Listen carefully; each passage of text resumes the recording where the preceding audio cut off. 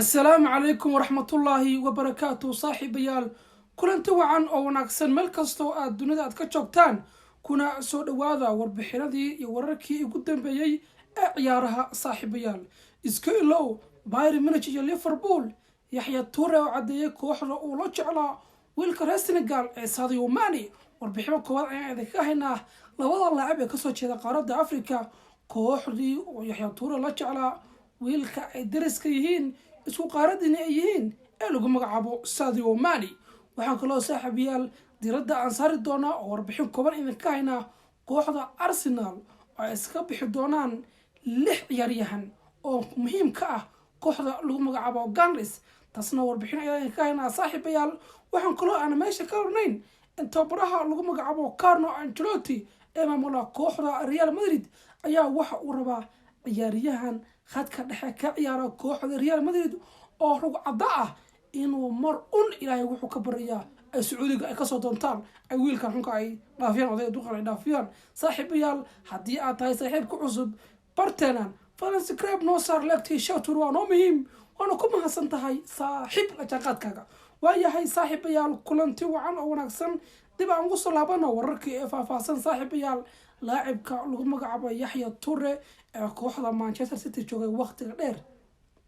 ayaa hadalka furtay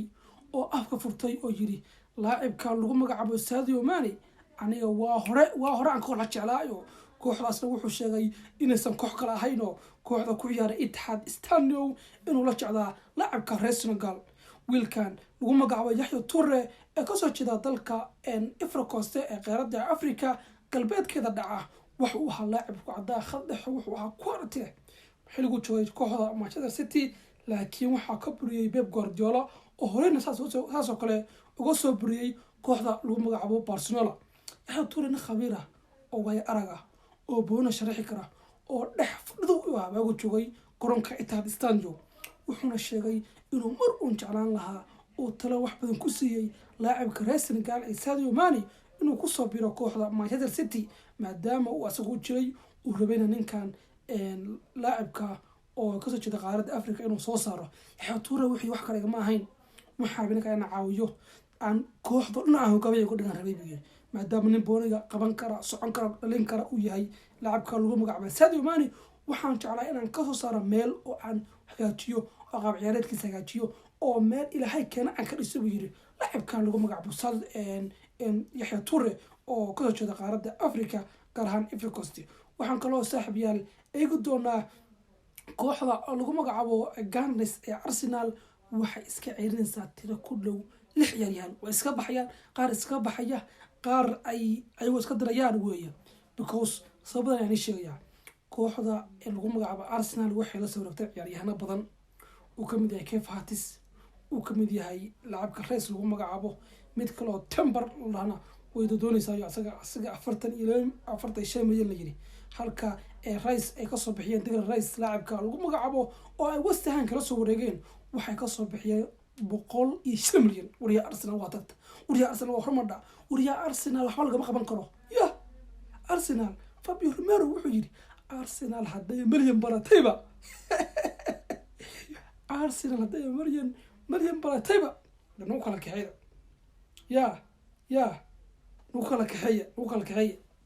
abtoy turubarte weeye macnaha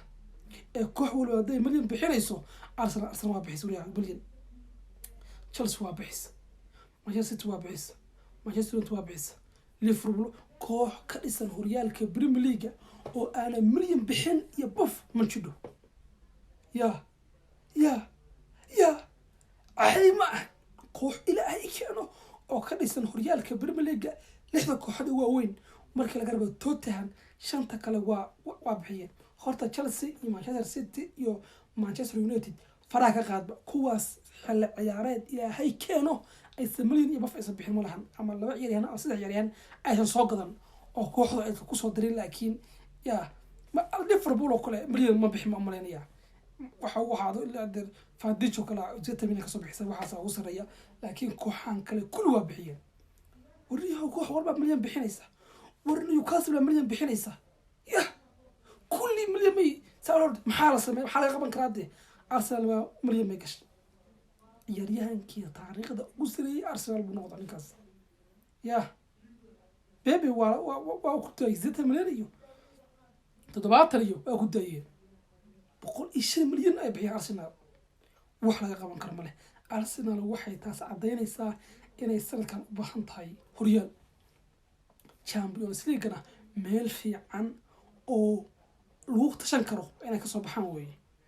sababtan sheegaya ciyaaryahan la wareegayso sanadii la soo dhaafay say macnaha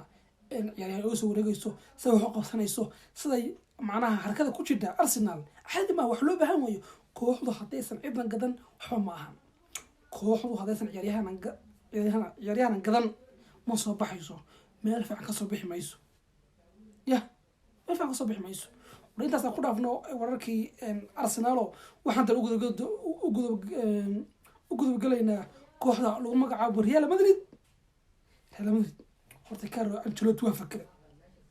Carlo Ancelotti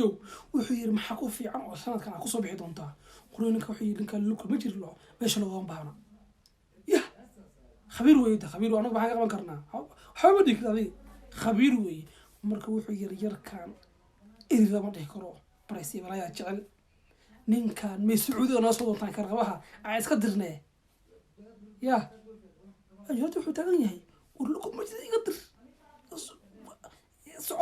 سعوه الخير العقصية لكم أقوس أحمل لي كوبا كدركتي هريال وكدركتي شامبيونز ليج كنت تشرب الغذي يا بلندور واقعي حابة أنت ملا إسكاد شقيسو وصاحب بيال ولكن عيارها أنت تنقصو كوبينا وانا كما حسنتي صاحبنا جانقادكينا waxaan ka codsanayaa qof walba oo meesha laga daawada oo subscribe saarin